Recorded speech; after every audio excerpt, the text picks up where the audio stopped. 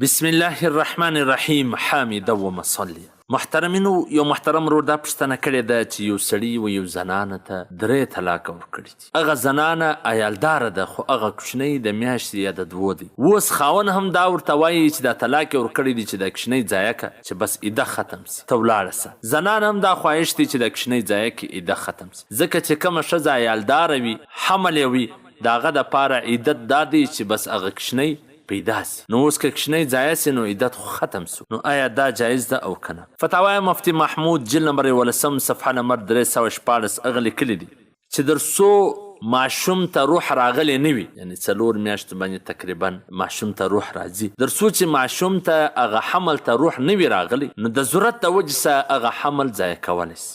نو که چیرې په دغه ځای کې ضرورت دی، خاوند هم ورته وایي، دا هم هلته وخت نسي تېرولی، بل ځای هم ساتنه پالنه نه وي، سخت ضرورت ورته وي، نو دا په کوچني کې د روح د راکړلو څخه د مخه دغه حمل ایله کولی سي. په حواله سره د شامي جلد نمبر 3 صفحه نمبر 116. محترمینو، په داسې حالاتو کې چې عذر وي، نو که یو ماشوم کې روح نه وي راغلی، یعنې 4 میاشته مخکې 1 میاشت 2 میاشتې، نو د عذر د وجې څخه هغه حمل ضایع کولی سي، چې یا ډاکټر دا ووایي چې دا کوچنی یا دا حمل و دې زنانې ته خطره ده، هغه مریضه ده، ناجوړه ده، نه سي برداشتولی، یا بل څه عذر پیدا سي لکه دغه عذر، نو بالکل هغه ضایع کولی سي، مشکل پکې نسته.